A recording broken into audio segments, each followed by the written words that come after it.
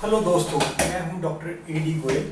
और जैसे कि आप सब जानते हैं, हम डिप्रेशन की वीडियोस की सीरीज बना रहे थे। तो आज के वीडियो का शीर्षक यानी कि आज की वीडियो का टाइटल है कि डिप्रेशन के अंदर ऐसे कौन से चेंजेस हैं जो हमारी ब्रेन के अंदर आ जाते हैं। तो अगर हम बात करें तो ये बेसिकली 3 प्रकार के चेंजेस होते हैं। एक तो जो ब्रेन में स्ट्रक्चरल चेंजेस आ जाते हैं, जिनको मैं बाद में डिस्क्राइब करूंगा। दूसरा होता है जो ब्रेन के अंदर न्यूरोकेमिकल चेंजेस आ जाते हैं। और तीसरा होता है जो ब्रेन के अंदर हार्मोनल चेंजेस आ जाते हैं। तो इसमें सबसे पहले अगर हम ब्रेन के स्ट्रक्चर में बात करें तो ब्रेन के स्ट्रक्चर में सबसे पहला जो चेंज आता है, ब्रेन का श्रिंक करना होता है। ब्रेन साइज में, वॉल्यूम में श्रिंक कर जाता है। स्पेसिफिकली इसके 3 एरियाज में वॉल्यूम में चेंजेस आ जाती है, जो कि है हिप्पोकैम्पस। ब्रेन के सेंटर में एक ऐसे ना बहुत छोटा सा पार्ट होता है जिसको कहते हैं हिप्पोकैम्पस, उसका साइज रिड्यूस हो जाता है। दूसरा एरिया जो ब्रेन का चेंज होता है वो होता है फ्रंटल कॉर्टेक्स। हमारे जो ब्रेन का आगे का हिस्सा है ना, ये फ्रंट, इसे कहते हैं फ्रंटल कॉर्टेक्स। इसका काम होता है हमारे एग्जीक्यूटिव डिसीजन, मतलब कि कोई भी फैसला लेना। तो इस फैसले लेने की कैपेसिटी में चेंज आ जाता है, ये फ्रंटल लोब में चेंजेस आ जाते हैं, ये श्रिंक कर जाता है। तीसरा होता है अमिगडाला। अगर हम यहां से ब्रेन के अंदर को जाए ना तो ये सेंटर में लोकेटेड होता है अमिगडाला। अमिगडाला का काम होता है हमारे इमोशनल रिस्पॉन्सेस को रेगुलेट करना, मतलब कि हमें कब खुश होना है, कब उदास होना है, कब रोना है, इनको रेगुलेट करना। तो अमिगडाला का वॉल्यूम श्रिंक नहीं करता, ये बड़ा हो जाता है ब्रेन के अंदर, जिसके कारण इसके रिस्पॉन्सेस जो हैं उनमें भी प्रॉब्लम आने लग जाती है। तो हमने बात की पहली सेल ब्रेन श्रिंकेज की। दूसरी हम बात करेंगे ब्रेन इन्फ्लेमेशन। जैसे कि एक मधुमक्खी ने अगर यहाँ पे काट लिया तो क्या होगा, सोजिश आ जाएगी। यहाँ पर टच करने से दर्द होगा। क्यों होगा? क्योंकि अंदर सोजिश है। इसी प्रकार से ब्रेन के अंदर भी सोजिश आ जाती है। ब्रेन के अंदर सोजिश क्यों आ जाती है, ये इस वीडियो के उससे बाहर है, तो हम इस पर बात नहीं करें क्यों आती है। लेकिन ब्रेन के अंदर सोजिश आ जाती है। सोजिश आ जाएगी तो क्या होगा, ब्रेन नॉर्मली फंक्शन नहीं कर पाएगा, ब्रेन का साइज श्रिंक करने लग जाएगा।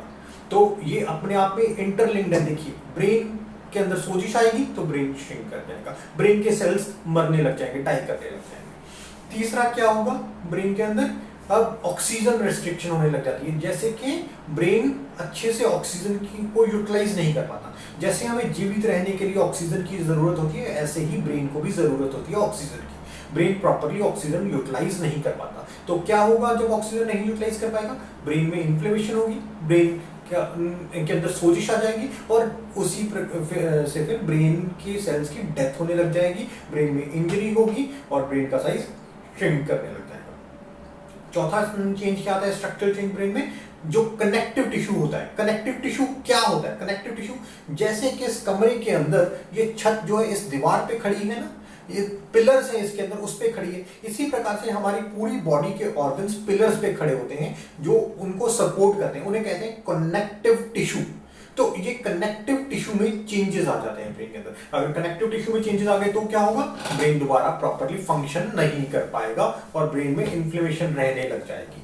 तो दोस्तों, हमने 4 चीजें देखी ब्रेन के अंदर क्या चेंजेस आते हैं। ब्रेन की श्रिंकेज होती है, ब्रेन में इन्फ्लेमेशन आती है, तीसरा ऑक्सीजन की रिस्ट्रिक्शन होती है, और चौथा कनेक्टिव टिश्यू चेंजेस आ जाते हैं। ये चारों ब्रेन के स्ट्रक्चर के अंदर जो चेंजेस आते हैं उसका हिस्सा थे। अब दूसरी हम जो बात करेंगे, ब्रेन में चेंजेस क्या आते हैं, न्यूरोकेमिकल चेंजेस। हाँ, न्यूरोट्रांसमीटर्स जो एक सेल से दूसरे सेल तक, एक सेल से दूसरे सेल तक जो इंफॉर्मेशन लेकर जाते हैं, जो पोस्टमैन का काम करते हैं, उनमें चेंजेस आ जाते हैं। ये बेसिकली सेरोटोनिन, डोपामिन जैसे एटसेट्रा एटसेट्रा होते हैं। तो इनके लेवल्स कम हो जाते हैं या फिर ज्यादा हो जाते हैं, जिस कारण से डिप्रेशन की समस्या हो जाती है। तो ये हो गई दूसरी चेंज। तीसरी चेंज हार्मोनल चेंजेस। हमारी पूरी बॉडी में हार्मोन्स रिलीज होते हैं। हमारे किडनी के ऊपर यहाँ पर सुप्रारेनल ग्लैंड्स होते हैं जो कि हार्मोन्स को सिक्रीट करते हैं। यहाँ पर थायराइड ग्लैंड होता है जो कि थायराइड हार्मोन को सिक्रीट करता है। ऐसे ही बहुत सारे ग्लैंड्स होते हैं हमारी बॉडी के अंदर। ब्रेन के अंदर पिट्यूटरी ग्लैंड होता है जो हार्मोन्स को सिक्रीट करता है। हार्मोन्स एक तरीके के केमिकल होते हैं जो कि हमारे खून के अंदर जाते हैं। तो एक पर्टिकुलर तरीके का हार्मोन जिसे हम कॉर्टिसोल कहते हैं, जिसे हम नॉर्मल लैंग्वेज में स्टीरॉयड कह देते हैं, उसकी मात्रा काफ़ी ज़्यादा हो जाती है डिप्रेशन में। उसकी मात्रा ज़्यादा होने पर हमारे ब्रेन में चेंजेस आते हैं। वही चेंजेस जो मैंने पहले बात की, अमिगडाला का साइज बड़ा होता है, फ्रंटल लोब का और हिप्पोकैम्पस का साइज कम होने लग जाता है। तो ये हार्मोनल चेंजेस में हो जाते हैं। तो हमने देखा कि ब्रेन में बहुत सारे चेंजेस आ जाते हैं डिप्रेशन के अंदर। हालांकि ये अभी तक साइंस में मालूम नहीं है कि इन चेंजेस के कारण डिप्रेशन होता है या फिर डिप्रेशन होने के बाद में ये चेंजेस आते हैं। जो भी हुआ, लेकिन ये चेंज आ जाते हैं। तो इन चेंजेस को कैसे रोका जा सकता है, रोकने की बात तो हम करेंगे अगले वीडियो में। लेकिन अगर मैं आपको ब्रीफ में बताना चाहूँ, अगर चेंजेस आए हैं, डिप्रेशन हुआ है, तो आप क्या कर सकते हैं। आप एक साइकियाट्रिस्ट से जाकर मिलिए, उसकी सलाह लीजिए, उसकी प्रोफेशनल हेल्प लीजिए। अगर आप हमसे मिलना चाहते हैं तो हमारा फोन नंबर नोट डाउन कीजिए, 9031913191। हमारा इंस्टीट्यूट जो कि दिल्ली एनसीआर के सबसे बेहतर इंस्टीट्यूट्स में से है, उसका नाम है INPC, Indian neuro and psychiatric clinic. आप इसकी वेबसाइट पर जाकर देख सकते हैं, www.inpc.in।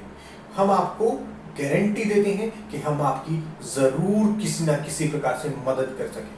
धन्यवाद दोस्तों, खुश रहो, स्वस्थ रहो।